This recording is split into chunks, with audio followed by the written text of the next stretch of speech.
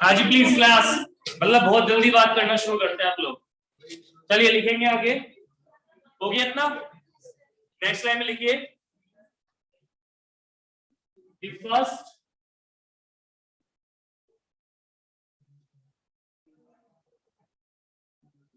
first vaccine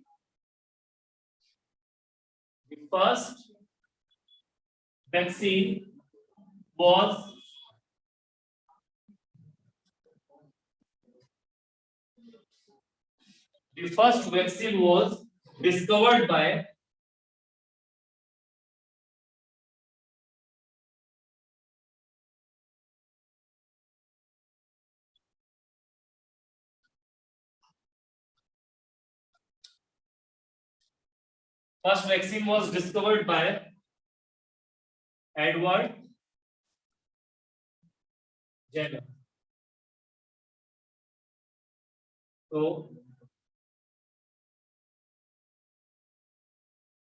तो जो first vaccine जिन्होंने सबसे पहले डिस्कवर करी, ठीक है, एडवर्ड जेनर ने, अगेंस्ट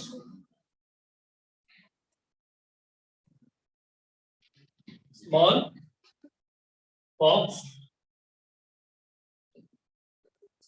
डिजीज। तो जो स्मॉल पॉक्स डिजीज है इसके अगेंस्ट वैक्सीन जो तैयार करी स्टडी करके, वो तो बाई चांस वाली बात थी, जो मिल्क वाली बात है कि काउ पॉक्स दे दिया और दूसरी डिजीज से बचा लिया, तो टेम्पररी था, ऐसा थोड़ी कि आप दूसरी बीमारी दे दो एक से बचने के लिए, ठीक है। तो वो तो बाई चांस था, उस टाइम सेवियर हो गया, ठीक है। लेकिन आपका सबसे पहले जो वैक्सीन प्रॉपर्ली बनी, ठीक है, स्मॉल पॉक्स डिजीज के अगेंस्ट, वो सबसे पहले फर्स्ट वैक्सीन जिन्होंने बनाई एडवर्ड जेनर। तो कुछ एग्जांपल लिख लीजिए वैक्सीन का, पूछा जा सकता है, माइट भी।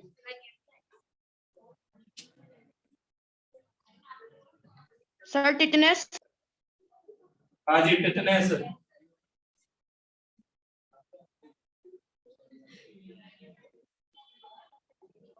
एग्जांपल कोविड-19। हाँ जी ठीक है, वो भी। तो इसमें 3-4 लिखवा देते हैं। हाँ जी, हाँ जी बिल्कुल, मैं वही लिखने वाला था। डिप्थीरिया,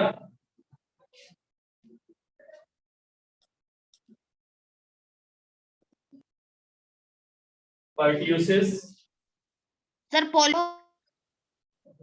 टिटनेस, ठीक है ना, इन्हें शॉर्ट में आप क्या बोल लेते हैं, डीपीटी। डिप्थीरिया, पर्ट्यूसिस और टिटनेस, ठीक है ना।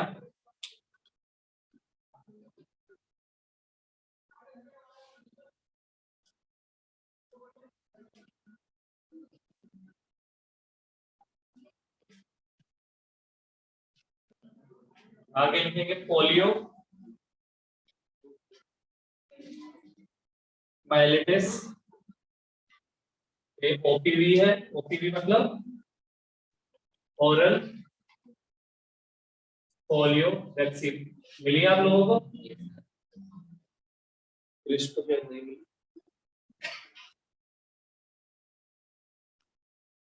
हेपेटाइटिस बी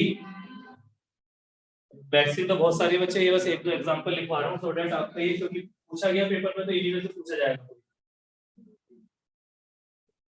तो ये आपका वैक्सीन का नाम क्या है हेपेटाइटिस बी का, हेप्टा लिख दिया।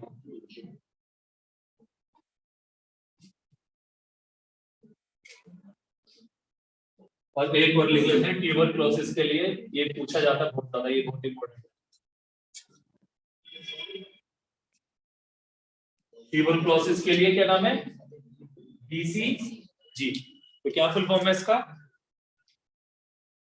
बीसीजी की फुल फॉर्म पूछ लेते हैं, बैक्टीरियस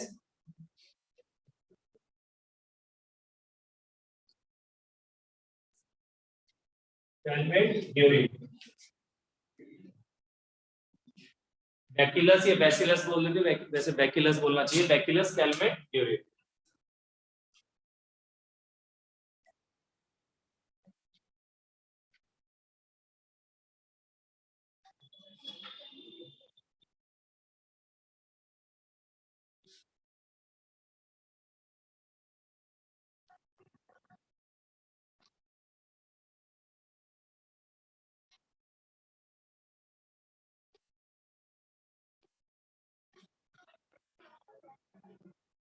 ये बच्चे में वो है जिन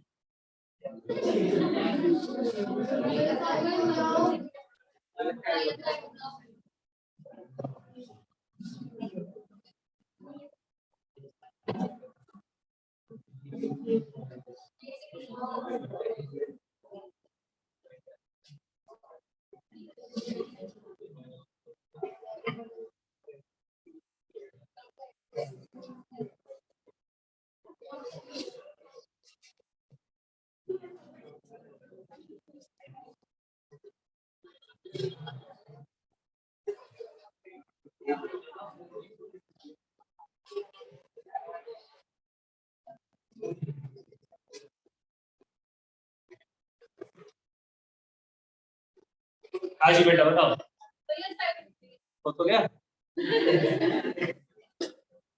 तो ये 4 वैक्सीन के नाम लिखवा दिए, इसमें आगे ये और लिख देना।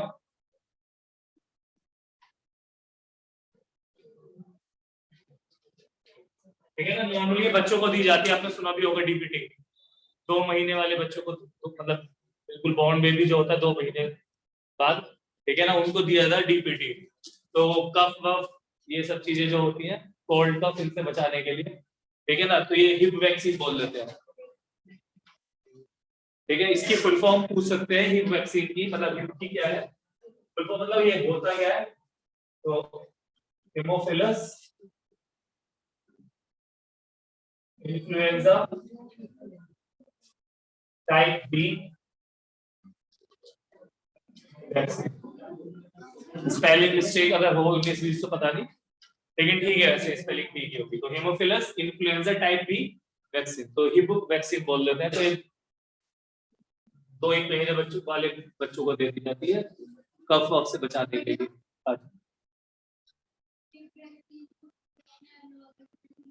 लिख लो ना अपने लिए, और किसके लिए लिखा है।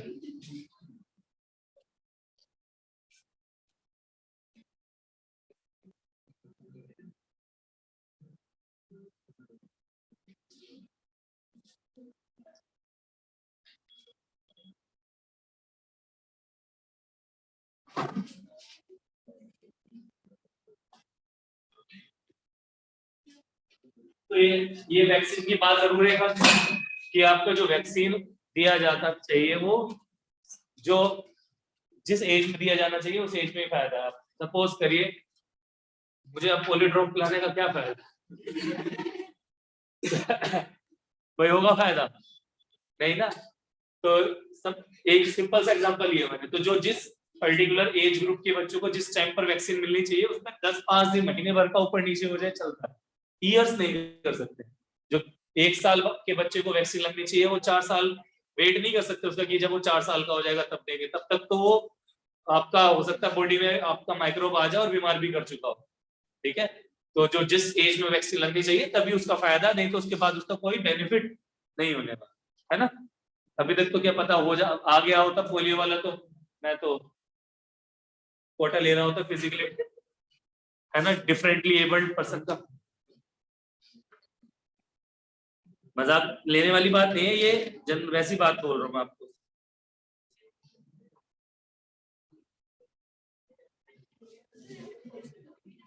हाँ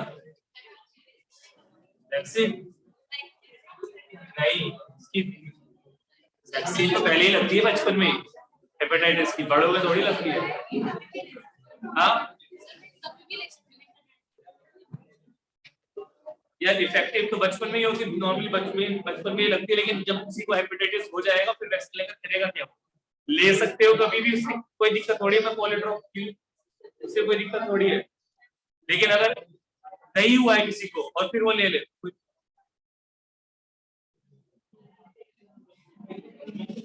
बेटा जी देखिए टॉपिक वाइज पूरा हो गया है, लेकिन एक चीज बड़ी इंपॉर्टेंट रह गई है जो कि बहुत सारी है हमारे पास, वो क्या है, disease caused by different infectious आपके एजेंट्स। डिफरेंट इन्फेक्शियस एजेंट्स कौन कौन है, हमने पहले पढ़े भी थे, क्या क्या पढ़े थे, प्रोटोजोआंस पढ़ा होगा शायद नाम, बैक्टीरिया भी पढ़ा होगा, वायरस भी पढ़ा होगा हमने, ठीक है ना, तो और भी पढ़े हमने, फंगी वगैरह भी पढ़े हैं। जो हमें पढ़ने हैं एग्जाम्पल्स डिटेल में, वो प्रोटोजोआंस, बैक्टीरिया और वायरस के पढ़ने हैं। 3 डिजीज है आपकी प्रोटोजोन से होने वाली, मलेरिया, स्लीपिंग सिकनेस और काला आजार जिसे लिशमैनियासिस भी बोल देते हैं। 4 डिजीज है आपकी बैक्टीरिया से होने वाली, tuberculosis, cholera, typhoid and diarrhoea. और 6 डिजीज है आपकी वायरस से होने वाली, इन्फ्लुएंजा, जॉन्डिस जिसे हेपेटाइटिस ए एंड बी भी बोल देते हैं, एड्स, रेबीज, डेंगू है ये, पोलियो और पोलियोमाइलिटिस। ठीक है, तो बेटा ये 6 वायरस से होने वाली डिजीज। तो खाली डिजीज के नाम नहीं पढ़ने, आपको ये भी पढ़ना है कि वो डिजीज किस ऑर्गेनिज्म की वजह से हो रही है। जनरल वे में तो पढ़ना है कि प्रोटोजोआन से हो रही है, बैक्टीरिया से हो रही है या वायरस से, लेकिन उस वायरस का नाम क्या है, उस बैक्टीरिया का नाम क्या है, वो भी हमें पता होना चाहिए। फिर अरे ये कुछ गधे बात मत करो, मतलब same for the female gender also, ठीक है, लेकिन बात मत करो। मीन्स ऑफ स्प्रेड भी पढ़ना है कि वो पर्टिकुलर डिजीज स्प्रेड कैसे होती है, एयर के थ्रू, वाटर के थ्रू, सेक्सुअल कॉन्टेक्ट के थ्रू या अदर रीजंस। तो मीन्स ऑफ स्प्रेड भी पढ़ना उन पर्टिकुलर डिजीज का, वो अगर डिजीज हो जाती है तो उनके क्या सिम्टम्स हैं वो भी पढ़ने हैं, और उन डिजीज का प्रिवेंशन और कंट्रोल क्या है वो भी हमें पढ़ना। तो 6 और 4 10 और 3 13 डिजीज है जिनके बारे में उनका कॉजेटिव ऑर्गेनिज्म और मीन्स ऑफ स्प्रेड और आपका सिम्टम्स एंड प्रिवेंशन कंट्रोल, ये सब कुछ आपको पढ़ना। ठीक है, तो इसमें याद करने का काम ज्यादा है, आप एकदम से डॉक्टर तो नहीं बन सकते ना। अगर नाइट में डॉक्टर बन जाए फिर तो टेंशन ही क्या है, फिर 12th के बाद की 8-10 साल की पढ़ाई तो करने की जरूरत ही नहीं है ना, लाखों रुपए लगा के। नहीं, 5 साल का एमबीबीएस होता है, फिर आपका उसके बाद ट्रेनिंग होती है 1 साल की, फिर उसके बाद आपका एमएस चलता है, एमएस के बाद फिर स्पेशलाइजेशन कोर्स आ जाते हैं, तभी तो बनता है ना डॉक्टर। एमबीबीएस को डॉक्टर थोड़ी कहते हैं, वो तो झोला छाप हो जाता है आज के टाइम पर। तो करना तो है, इसी में समय लगेगा जो लगेगा। क्या किया जाए,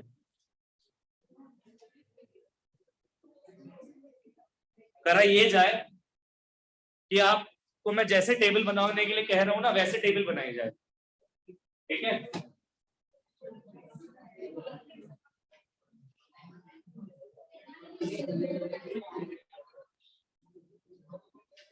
पहले देख लो, मैं सजेशन दूंगा इस तरह से, देखा ना, मैं सजेशन दूंगा जब आप ऐसे फोटो क्लिक लेते हैं सेल्फी, क्या बोलते हैं, लैंडस्केप या पोर्ट्रेट, पोर्ट्रेट, और ऐसे तो लैंडस्केप में बना, तो टेबल लैंडस्केप में बनाएंगे जैसा मेरा बोर्ड। ठीक है, तो देखिए पहले आप ये समझ जाइए खुद ही कि कितना सारा काम है। एक एग्जांपल लिखूंगा ना तो आपको पता चल जाएगा।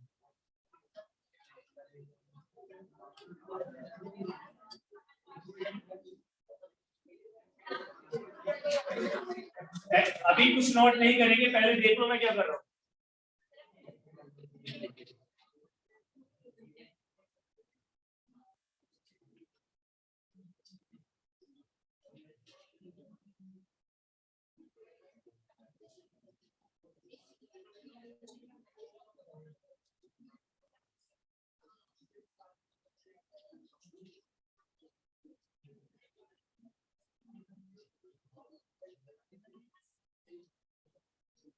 किसी के फोन में रहे जो भी बज रहा है, कार में बज सकता है।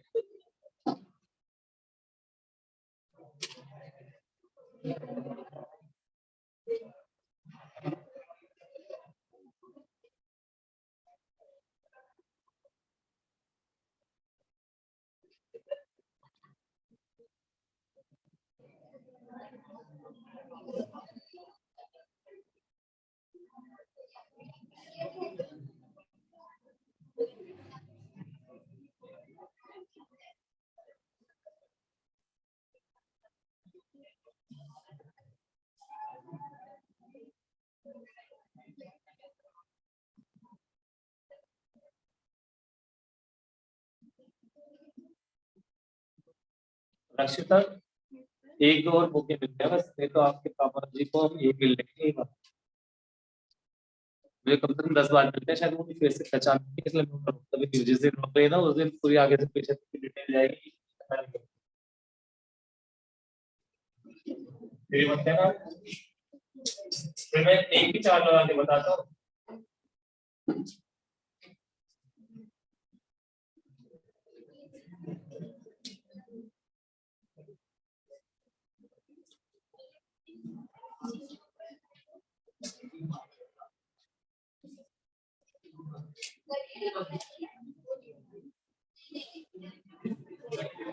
ये कैसा बढ़िया सवाल था।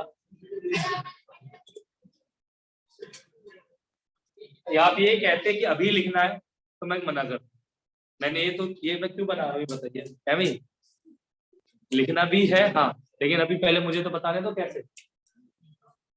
देखिए सजेशन मेरा ये है जिससे आप टेबल ठीक से बनाए, क्योंकि लिखने का कंटेंट थ्योरी का सिम्टम्स और प्रिवेंशन कंट्रोल में ज्यादा रहेगा, तो इसमें स्पेस ज्यादा रखिए। तो दो तरीके हैं, या तो आप रजिस्टर का ऐसे यूज करिए कि 2 पेज एक साथ ले लीजिए, ऐसे दोनों पे टेबल बना लीजिए एक साथ, है ना, स्पेस रख रख के, या फिर लैंडस्केप में इस तरह से बनाइए। स्पेस होना चाहिए, खिचड़ी नहीं पकनी चाहिए।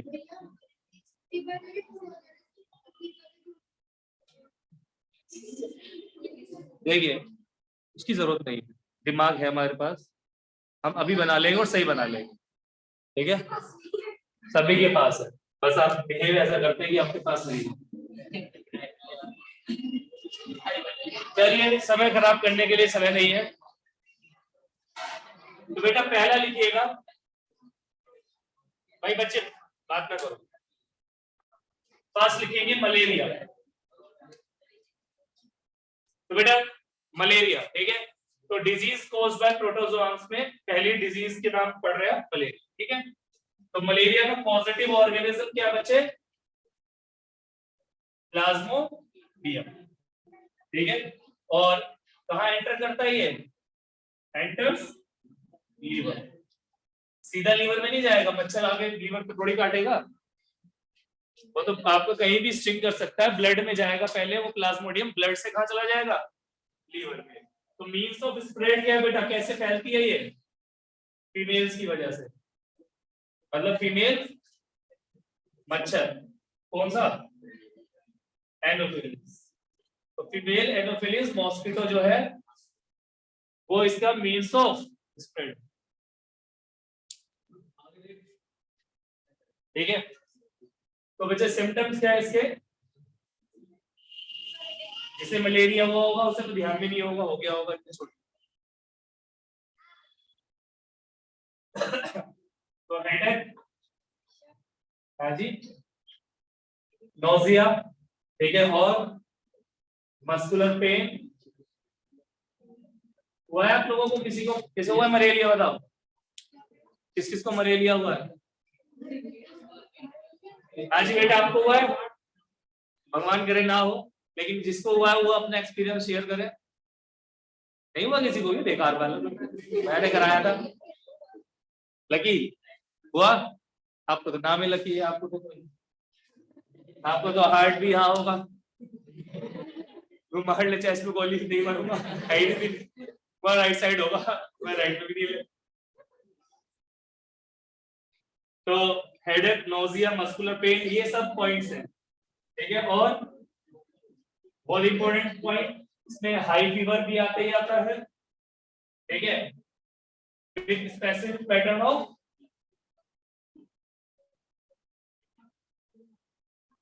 Cold and hot.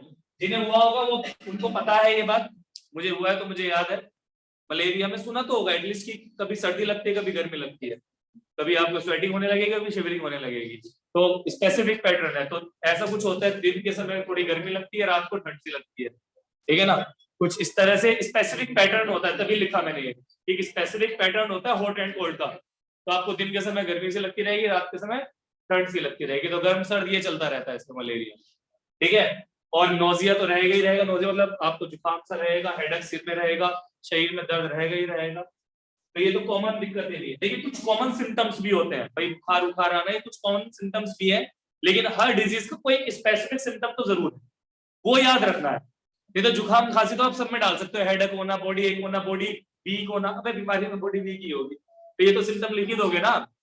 जो स्पेसिफिक सिम्टम है ना वो छाट लें, हम छाटेंगे स्पेसिफिक सिम्टम। स्पेसिफिक सिम्टम ये है मलेरिया का सबसे इंपॉर्टेंट पॉइंट ये है कि हाई फीवर होता है और स्पेसिफिक पैटर्न रहता है हॉट एंड कोल्ड का, कभी सर्दी लगती है कभी गर्मी लगती है, ये स्पेसिफिक पैटर्न, ठीक है ना। तो कोल्ड एंड हॉट का, और आपको कभी कभी तो पसीने भी छोड़ने लगते हैं, जो मैं बोल रहा था, मैं पर्सनल एक्सपीरियंस के साथ बोल रहा हूँ। भगवान करे सारी बीमारियों का एक्सपीरियंस ना हो, किसी को भी ना हो किसी भी बीमारी की वजह से, तो लेकिन ठीक है। प्रिवेंशन कंट्रोल यार, ये मतलब मलेरिया से कैसे बच सकते हैं, ये तो खुद लिख कर लाओगे, खुद लिख कर लाओगे। कैसे? मॉस्किटो नेट यूज कर लो, ठीक है। और जो इंसेक्ट रिपेलेंट है, या तो हाथों में मलो, क्या होती है बोरोलिन, नहीं बोरोलिन तो अलग है, ओडोमास है, ऐसी कुछ हाँ।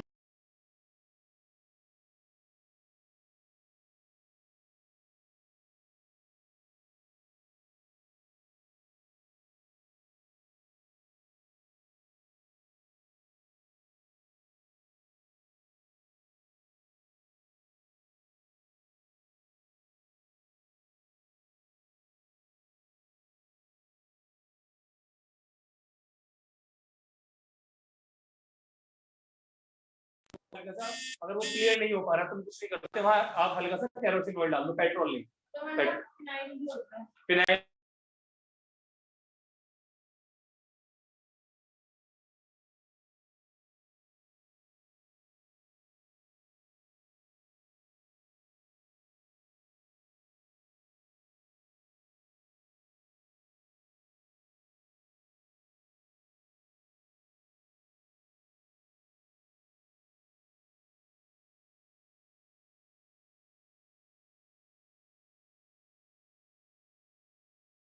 अच्छी कह रही है, इसकी बात मान लो,